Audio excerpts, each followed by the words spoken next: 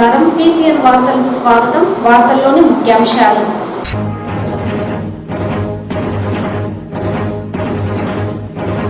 Plastic రహిత చిత్తూరును చేసేందుకు యుద్ధ ప్రాతిపదికన చర్యలు చేపడుతున్నాం. డైల్ యువర్ ఎమ్మెల్యే కార్యక్రమంలో చిత్తూరు ఎమ్మెల్యే గురజాల జగన్మోహన్.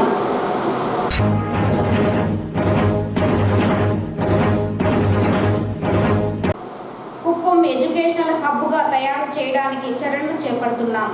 జిల్లా కలెక్టర్ సుమిత్ కుమార్.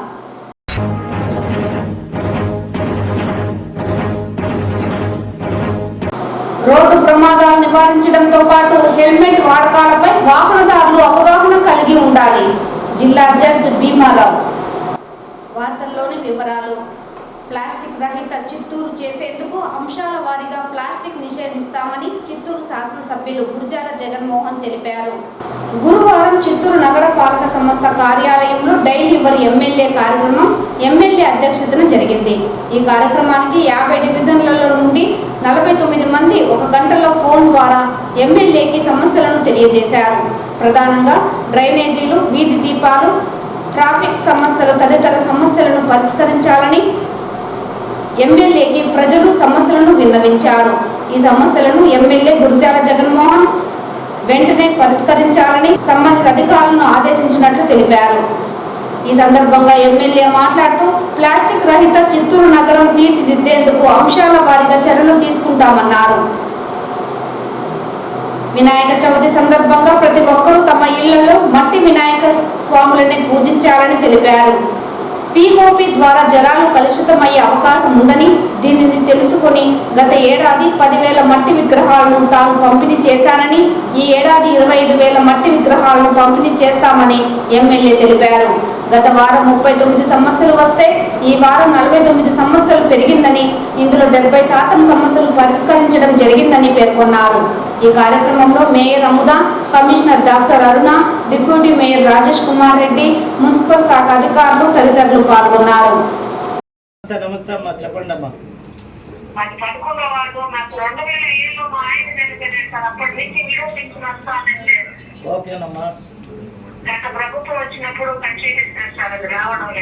ఇప్పుడు కాల్ చేసిన నెంబర్కి ఖచ్చితంగా ఫోన్ కాల్ వస్తుంది. అదన్నీ పరిశీలించి మళ్ళీ మీకు పెన్షన్ ఇచ్చే కార్యక్రమం చేద్దామా. ఓకేనమ్మా. చెప్పండి అన్న, ఎక్కడి నుండి? నమస్తే నమస్తే. చెప్పండి. చాలా సమస్యలు అయినా సరే ఇక్కడ కాలువ ప్రాబ్లం ఉంది. Okay okay. మీది ఏ వార్డు? 4వ వార్డు. ఇప్పుడే డ్రైన్స్ అంతా చేయమని ఉండాలి. సంతోషం. కుక్కలు వచ్చి దాదాపు 100 కుక్కలు ఉన్నాయి సార్. కుక్కలు ఎక్కువగా ఉన్నాయి. వీధి కుక్కలా? అవును సార్, వీధి కుక్కలు, ఇంటి కుక్కలు మన ఇంట్లో ఉంటుంది సార్. ఓకే. వీధి కుక్కలే సార్. 100 కుక్కలు ఉన్నాయా? దగ్గర ఉన్నాయి సార్. ఓకే. వీధి ఏమైనా పంపించమంటారా? హలో, పోతున్నాయి 4th వార్డు. ఓకే, ఖచ్చితంగా మీ కంప్లైంట్ రిజిస్టర్ అయింది.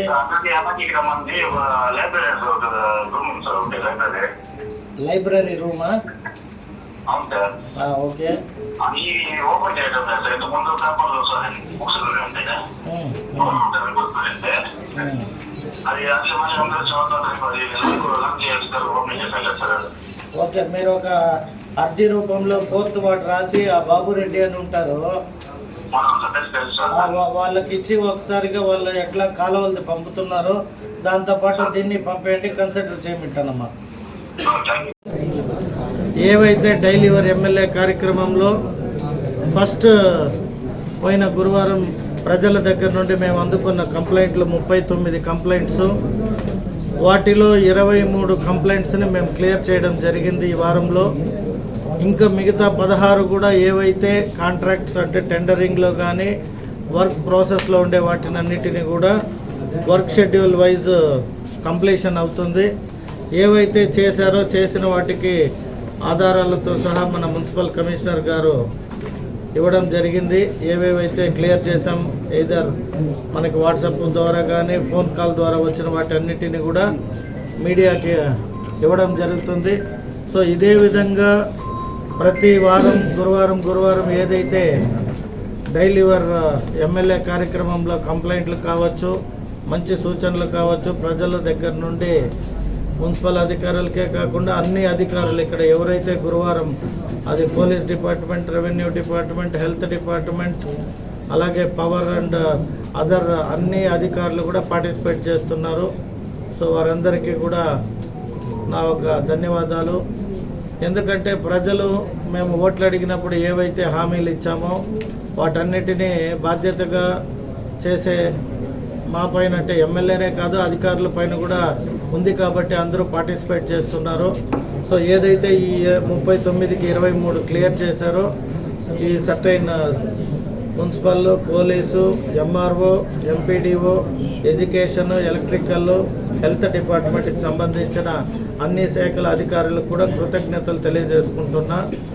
మరి ముఖ్యంగా ఇవాళ ప్లాస్టిక్ గురించి కూడా చాలామంది 2-3 కాలర్స్ అడ్వైజ్ చేయడం జరిగింది.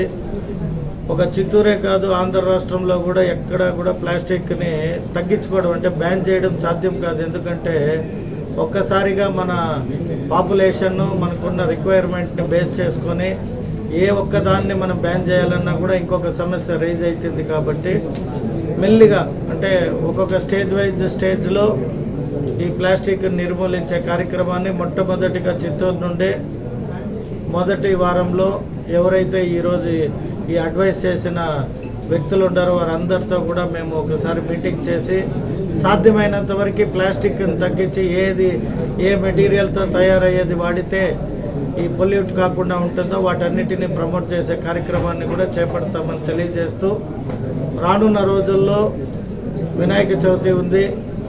నేను ఎవరైతే తయారీదారులు ఉన్నారో అలాగే మట్టి ద్వారా తయారీ చేసే వాళ్ళకు కూడా చిత్తూరులో ఎమ్మెల్యేగా నేను వారికి ఒక మంచి అవకాశాన్ని కల్పించాలని భావిస్తున్నా. వాళ్ళని ప్రమోట్ చేయడంలో భాగంగా చిత్తూరు నియోజకవర్గ ప్రజలందరినీ కోరుకుంటున్నా, మీరు కూడా ప్లాస్టిక్ వినాయకుల్ని కానీ పిఓపి వినాయకుల్ని కానీ వాడకండి. ఎందుకంటే వాటిని తీసుకుపోయి మళ్ళీ మన చెరువుల్లోనే కలుపుతారు లేదా బావుల్లో కలుపుతారు. అది పొల్యూట్ అయిపోతుంది, తిరిగి ఆ నీరు మనమే తాగాలి. కాబట్టి మట్టితో కుప్పంను ఎడ్యుకేషనల్ హబ్గా తయారు చేయడానికి చర్యలు చేపట్టడం జరుగుతోందని జిల్లా కలెక్టర్ సుమిత్ కుమార్ పేర్కొన్నారు. గురువారం కుప్పం ఎంపీడీఓ కార్యాలయంలో నియోజకవర్గ పరిధిలో ప్రజా వినతుల స్వీకరణ పరిష్కార వేదిక కార్యక్రమాన్ని జిల్లా కలెక్టర్ నిర్వహించారు. ఈ కార్యక్రమంలో ఎమ్మెల్సీ కంచర్ల శ్రీకాంత్, జిల్లా joint collector Srinivasulu, project director Vikas Marmat, వామపీడి రాజశేఖర్, కుప్పం ఆర్డీఓ శ్రీనివాసులు ప్రజల నుండి అర్జీలు స్వీకరించారు. ఈ కార్యక్రమం అనంతరం పాత్రికేయులతో జిల్లా కలెక్టర్ మాట్లాడుతూ కుప్పంను ఎడ్యుకేషనల్ హబ్గా తీర్చిదిద్దే చర్యలు చేపట్టడం జరిగిందని, ఇందులో భాగంగా కేంద్రీయ విద్యాలయం స్థాపనకు, కృషి విజ్ఞాన కేంద్రం ఏర్పాటుకు అవసరమైన భూమిని పరిశీలించడం జరుగుతోందన్నారు.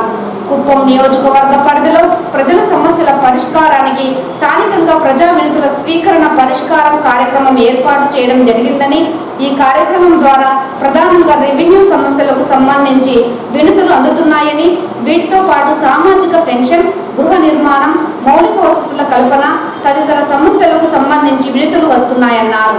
ఈ వినతులను 15 రోజులు గడువులోపు పూర్తి చేయాలని అధికారులను ఆదేశించడం జరిగిందన్నారు. జిల్లా యంత్రాంగం తరపున జిల్లా కలెక్టర్, జాయింట్ కలెక్టర్లు క్షేత్రస్థాయిలో సమస్యల పరిష్కారంలో ప్రగతిని సమీక్షించడం జరుగుతుందన్నారు. మండల, డివిజన్ పరిధిలో పరిష్కారం అయ్యే సమస్యలను ఆయా స్థాయిలోనే పరిష్కరించడం జరుగుతుందని, మండల, డివిజన్ స్థాయిలో పరిష్కారం కానివి జిల్లా స్థాయిలో పరిశీలించి పరిష్కరించడం జరుగుతుందన్నారు. ప్రతి 15 రోజులకు ఒకసారి కుప్పం నియోజకవర్గంలో పర్యటించి సమస్యలపై సమీక్షించడం జరుగుతుందని, రానున్న 6 నెలల్లో సమస్యల పరిష్కారానికి కృషి చేస్తున్నామన్నారు. ఈ కార్యక్రమంలో డిఆర్డీఏ హౌసింగ్ పీడి తులసి, పద్మనాభం, నాయకులు మునిరత్నం, సురేష్, నియోజకవర్గ మండల స్థాయి అధికారులు తదితరులు పాల్గొన్నారు.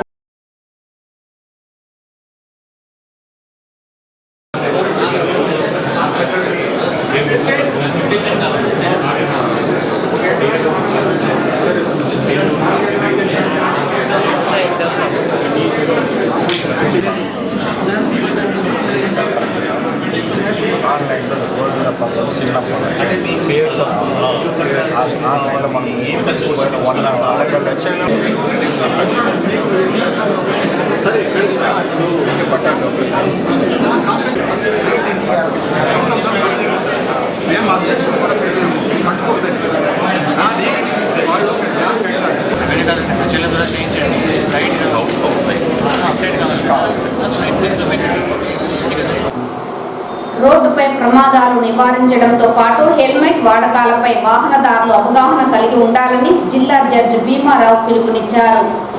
చిత్తూరు నగరంలోని జిల్లా కోర్టులో గురువారం జిల్లా judge Bhimarao, public prosecutor Loknath Reddy helmet వినియోగంపై అవగాహన ర్యాలీని జెండా ఊపి ప్రారంభించారు.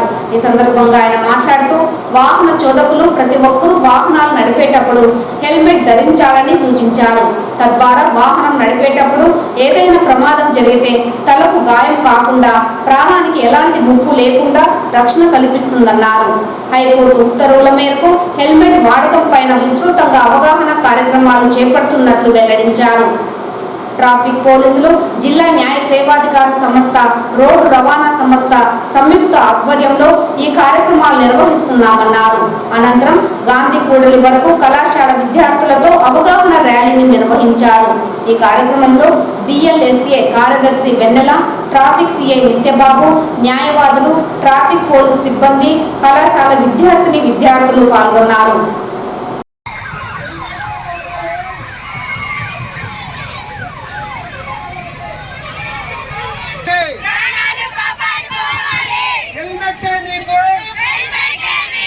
మీ కుటుంబానికి భరోసా, హెల్మెట్ మీ కుటుంబానికి మీకు భరోసా.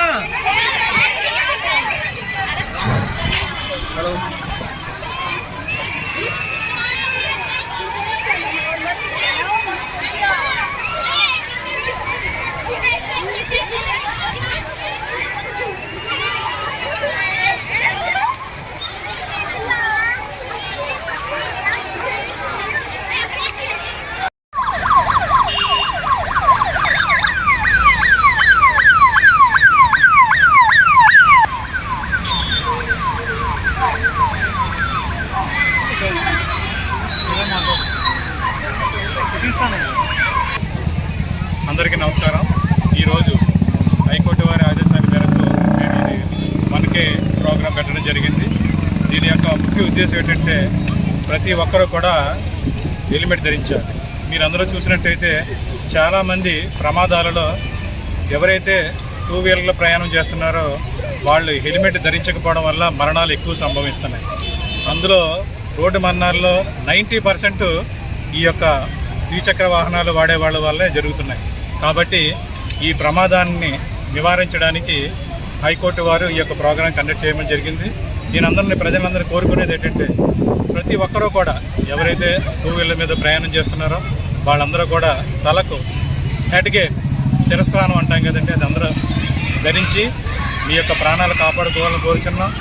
ఇది ఎవరైతే ప్రయాణం చేస్తుంటారో వాళ్ళ ప్రాణాలే కాదు, కుటుంబంలో ఎవరైతే అందరి మీద ఆధారపడి ఉన్నారో వాళ్ళ యొక్క జీవితాలను కూడా కాపాడే వాళ్ళు అవుతారు. ఒకసారి ఇంటి నుంచి బయటికి వెళితే మనం చూస్తూ ఉన్నాం మనిషి వస్తారా లేదా అనేది. ఈ యొక్క ప్రమాదాన్ని నివారించాలంటే ప్రతి ఒక్కరూ హెల్మెట్ ధరించాలి. ఈ కార్యక్రమంలో పాల్గొన్నటువంటి ప్రతి ఒక్కరికి కూడా డిఎల్ఎస్ఏ తరఫున థ్యాంక్స్ తెలియజేస్తూ నేను 9,50,000 నగదు మోసం చేసిన వ్యక్తిపై కేసు నమోదు చేసినట్లు 2 టౌన్ సిఐ బులసయ్య తెలిపారు. గురువారం ఆయన మీడియాకు వెల్లడిస్తూ చిత్తూరు నగరంలోని నాగరాజ ప్రొవిజన్స్ స్టోర్స్ అధినేత మునికుమార్ అనే వ్యక్తి వద్ద లోకేష్ అనే వ్యక్తి గత 2 సంవత్సరాలుగా నమ్మకంగా పనిచేసేవాడని, సరుకులను గుడిపాల, షోలింగర్, తమిళనాడు ప్రాంతాలకు తరలించి నగదు వసూలు చేసి షాప్ యజమానికి అప్పచెప్పేవాడని అన్నారు. గత 2 నెలలుగా సుమారు 9,50,000 రూపాయల సరుకును ఖాతాదారులకు అప్పగించకుండా తనకు కావలసిన వారికి ఇచ్చి ఆ నగదును వసూలు చేసి తన ఖాతాలోకి జమ చేసుకున్నాడని తెలిపారు. ఈ విషయాన్ని ఆలస్యంగా తెలుసుకుని మునికుమార్ ఇచ్చిన ఫిర్యాదు మేరకు లోకేష్ పైన 2 టౌన్ పోలీస్ స్టేషన్లో కేసు నమోదు చేసి దర్యాప్తు చేస్తున్నట్లు వెల్లడించారు. 2 months ఏం చేసినాడంటే దాదాపు 9,50,000 సరుకు రెగ్యులర్ కస్టమర్స్ కాకుండా తనకు సంబంధించి తెలిసిన వాళ్ళ దగ్గరికి సరుకు పంపించి అక్కడ డబ్బులు తీసుకొని తన అకౌంట్లో వేసుకొని తన సొంత ఖర్చులు, తన సొంత అవసరాలు తీర్చుకున్నాడు. ఈ విషయం ఇతను తెలియదు. ఇతను డబ్బులు అడుగుతుంటే కంప్లైంట్ మునికుమారు ఇంకా వాళ్ళు ఇవ్వలేదని బుకాయించుకుంటే టైం కాలయాపన చేసుకుంటూ వచ్చినాడు. ఈ విషయం ఇతను కనుక్కొని ఆ లెడ్జర్ అన్ని చూస్తే ఇతను లోకేశ్వరన్ తన అకౌంట్లో వేసుకొని తెలిసింది. నన్ను మోసం చేసినారు, క్రిమినల్ బ్రీచ్ ఆఫ్ ట్రస్ట్ చేశాడని చెప్పి ఉద్దేశంతో ఇంటికి పోయి అడిగితే ఆ ఇంట్లో సంబంధించిన లోకేష్ అండ్ భార్య, వాళ్ళ అమ్మగారు, తర్వాత అన్నలు, వదినలంతా కలిసి ఇతని దుర్భాషలు ఆడి తిట్టడం జరిగింది. ఆ విషయంలో ఒక కంప్లైంట్ ఇవ్వడం జరిగింది. కేసు కట్టినాము. దీన్ని విచారించి ఇన్వెస్టిగేషన్ చేసి మెరిట్స్ బట్టి దీన్ని డిస్పోజ్ చేస్తాం. తెలుగుదేశం పార్టీలో జెండా మోసిన కార్యకర్తలను విస్మరిస్తున్నారని నగరి నియోజకవర్గం సీనియర్ తెలుగుదేశం పార్టీ నాయకులు రామానుజం చలపతి ఆవేదన వ్యక్తం చేశారు. గురువారం చిత్తూరు ప్రెస్ క్లబ్ లో ఏర్పాటు చేసిన మీడియా సమావేశంలో రామానుజం చలపతి మాట్లాడుతూ తెలుగుదేశం పార్టీ ఆవిర్భావం నుండి ఆ పార్టీలో ఉంటూ పార్టీ ఉన్నతికి కృషి చేసి పార్టీలో ఉన్న వారికి గుర్తింపు లేదని అన్నారు. IVRS పేరుతో అసలైన కార్యకర్తల్ని విస్మరిస్తున్నట్లు తెలిపారు.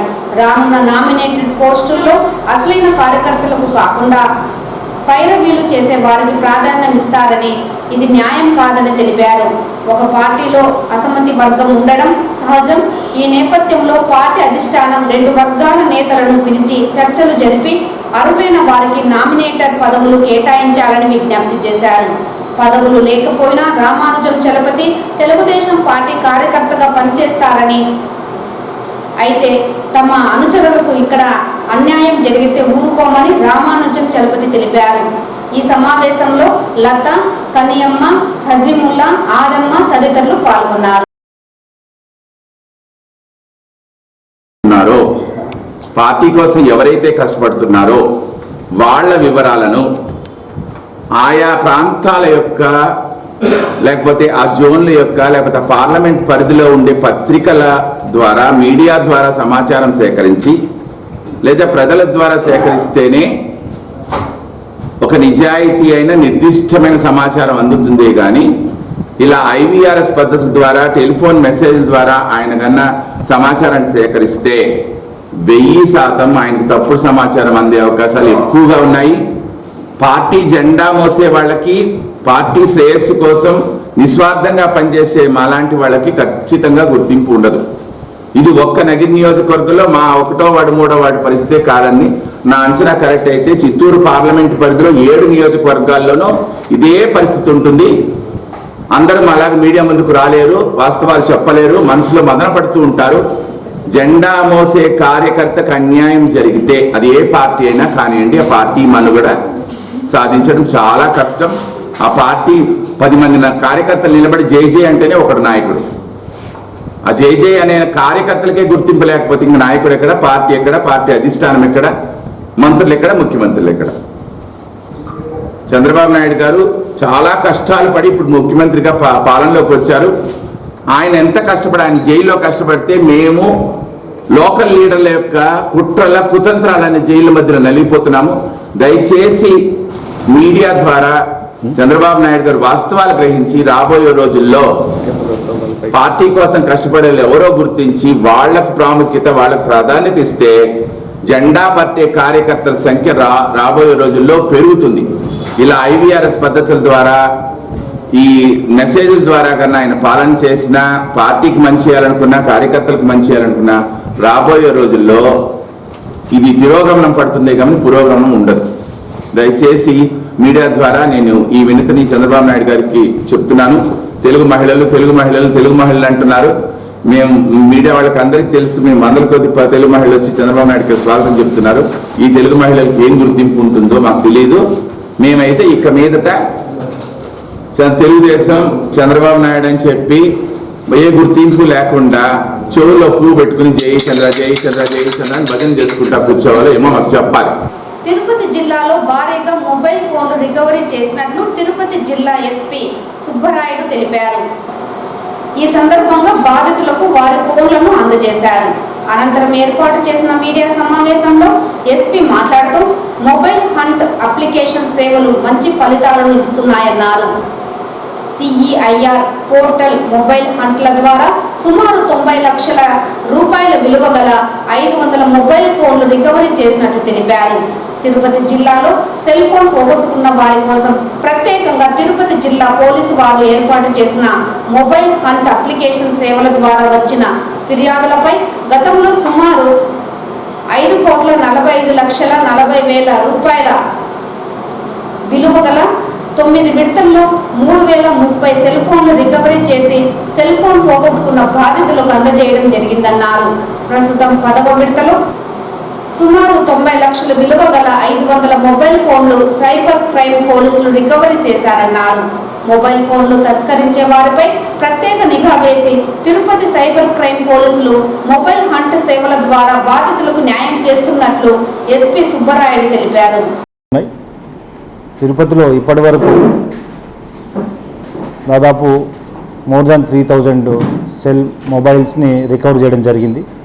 అందులో దిస్ ఇస్ 10th టైం 500 మొబైల్స్ని రికవర్ చేస్తూ 90 lakhs వర్త్ మొబైల్స్ని ఈరోజు కన్సర్న్ ఎవరైతే ఆ మొబైల్ వినియోగదారులు ఉన్నారో వాళ్ళకి అప్పచెప్పడం జరుగుతుంది. ఇది CEIR portal central government minister of home ఏర్పాటు చేసింది. దీని ద్వారా ఎవరైనా కానీ మొబైల్ కోల్పోతే ఇమీడియట్గా ఆ పోర్టల్లో ప్రాపర్గా మనం ఫీడ్ చేయగలిగితే మొబైల్ ఇమీడియట్గా అది ఎక్కడ లొకేషన్ దాని యొక్క మొబైల్ ఫర్దర్ ట్రాక్ చేయడం జరుగుతుంది. సో మీడియా ద్వారా అందరికీ కూడా మొబైల్ ఎవరైనా కోల్పోతే ఇమీడియట్గా కన్సర్న్డ్ యాప్ని CIR యాప్ని కానీ లేదా మా తిరుపతి వాట్సాప్ నెంబర్ ఏదైతే ఉందో వాట్సాప్ నెంబర్ని వినియోగించి వాళ్ళ మొబైల్స్ని ఇమీడియట్గా పొందే అవకాశాన్ని కల్పిస్తున్నాము. తిరుమలకు వచ్చే యాత్రికుల ఆరోగ్య భద్రతకు టీటీడీ పెద్దపీట వేస్తోందని ఈవో శ్యామలారావు చెప్పారు. తిరుమలలోని కౌస్తుభం విశ్రాంతి భవనం సమీపంలో ఉన్న బాలాజీ భవన్ హోటల్ను ఫుడ్ సేఫ్టీ విభాగం అధికారుల బృందంతో కలిసి గురువారం ఆకస్మికంగా తనిఖీ చేశారు. ఈ సందర్భంగా ఈవో FSD డైరెక్టర్ పూర్ణచంద్రరావుతో కలిసి హోటల్లో తయారు చేస్తున్న ఆహార పదార్థాలు, ముడి సరుకుల నిల్వ, శుభ్రపరచడం తదితర పద్ధతులను పరిశీలించారు. బంగాళదుంపలు, కాలీఫ్లవర్ మరియు కొన్ని కిరాణా సామాగ్రితో సహా చాలా కూరగాయలు కుళ్ళిపోయినట్లు వారు గుర్తించారు. పరిశుభ్రత, పారిశుద్ధ్య చర్యలు కూడా నాసిరకంగా ఉన్నాయన్నారు. అనంతరం ఈవో మీడియాతో మాట్లాడుతూ కొందరు శ్రీవారి భక్తులు తిరుమల హోటల్లో భోజనం చేసి అస్వస్థతకు గురయ్యారని, యాత్రికుల నుంచి వరుసగా వచ్చిన ఈమెయిల్ల ఫిర్యాదుల నేపథ్యంలో తాను FSD బృందంతో కలిసి హోటల్ను ఆకస్మికంగా తనిఖీలు చేశామని చెప్పారు. హోటల్ నిర్వాహకులు ఆహార భద్రత నిబంధనలు పాటించడం లేదని, అపరిశుభ్రత పరిస్థితుల మధ్య హోటల్లో ఆహార పదార్థాలు తయారు చేస్తున్నట్లు తెలిపారు.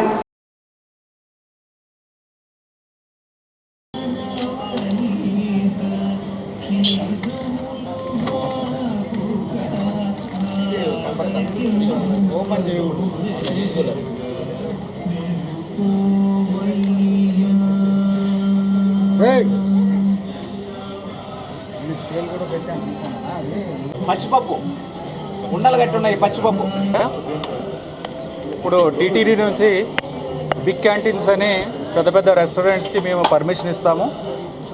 వీళ్ళు ఏంటంటే పిల్గ్రిమ్స్కి క్వాలిటీ ఫుడ్ ప్రొవైడ్ చేయాలనే ఉద్దేశంతో ఇవన్నీ కూడా ఇవ్వడం జరుగుతుంది. బట్ కొన్నిటి మీద కంప్లైంట్స్ వస్తున్నాయి, క్వాలిటీ బాగుంటలేదని. ఎస్పెషలీ ఈ బాలాజీ భవన్ వాడితేనేమో బాలాజీ భవన్ కౌస్తుభం, దీని మీద ఎక్కువగా కంప్లైంట్స్ వచ్చాయి. ఇక్కడ నుంచి తిని వెళ్ళిన వాళ్ళు డైరియా రావడం ఇలాంటివన్నీ వస్తున్నాయని చాలా మెయిల్స్ కానీ కంప్లైంట్స్ కానీ వస్తున్నాయి. కంప్లైంట్స్ రావడంతో దాని మీద చర్యలు తీసుకోవాలనే ఉద్దేశంతో state food safety director Purnachandrarao గారితో కూడా డిస్కస్ చేయడం జరిగింది. వాళ్ళ టీం కూడా ఇవాళ ఇక్కడికి వచ్చారు. తర్వాత మా టీటీడీ టీం నుంచి జాయింట్గా ఈ మొత్తం అంతా కూడా ఇన్స్పెక్ట్ చేయడం జరిగింది. చాలా దారుణంగా ఉంది లోపల. అన్ఫార్చునేట్లీ కిచెన్ కూడా చాలా అన్హైజీనిక్గా ఉంది. ఫుడ్ సేఫ్టీ డైరెక్టర్ గారు చెప్పడం ప్రకారం ఇవన్నీ కూడా ప్రొహిబిటెడ్ కలర్స్ వాడటం, లేకపోతే పప్పు చూడండి ఎలా ఉందో ఇది. సో ఇలాంటి పప్పు చాలా నాసిరకం పప్పు, లేకపోతే నిల్వ అంటే చాలా పాడైపోయిన పప్పు. అలాగే ఫ్రిడ్జ్లో కూడా ఈ నిన్న చేసినవి, నిన్న వండినవి ఫ్రిడ్జ్లో పెట్టడం. ఆ తర్వాత ఇవి ఎంఎస్ అనేది ఇది ప్రొహిబిటెడ్ కలర్స్, ఈ కలర్స్ వాడకూడదని చెప్తున్నారు. అలాగా ఇక్కడ ఈ ఎంఎస్జి అజనోమోటో అంటారు, ఇది ప్రొహిబిటెడ్. సో తర్వాత ఈ కుళ్ళిపోయిన పాడైపోయిన ఇవి తీసుకొచ్చి ఉడికించి దాన్ని ఫ్రిడ్జ్లో పెట్టారు, ఫ్రీజ్ చేశారు. తర్వాత రైస్లో కూడా ప్రాబ్లమ్స్ ఉన్నాయి. తిరుమల శ్రీవారిని ఈ రోజు ఉదయం వీఐపీ విరామ సమయంలో కేంద్ర మంత్రి నితీష్ గడ్కరీ కుటుంబ సమేతంగా దర్శించుకున్నారు. శ్రీవారి దర్శనార్థం తిరుమలకు విచ్చేసిన ఆయనకు ఆలయ అధికారులు స్వాగతం పలికి దర్శన ఏర్పాట్లు చేశారు. అనంతరం రంగనాథ మండపంలో వేద పండితులు వేద ఆశీర్వచనం చేసి స్వామివారి తీర్థ ప్రసాదాలను అందజేశారు. ఇదిలా ఉండగా తిరుమల శ్రీవారి దర్శనార్థం రేణిగుంట విమానాశ్రయానికి చేరుకున్న కేంద్ర మంత్రి నితీష్ గడ్కరీకి తిరుపతి జనసేన ఎమ్మెల్యే ఆరణి శ్రీనివాసులు పుష్పగుచ్చాన్ని అందజేసి ఘన స్వాగతం పలికారు.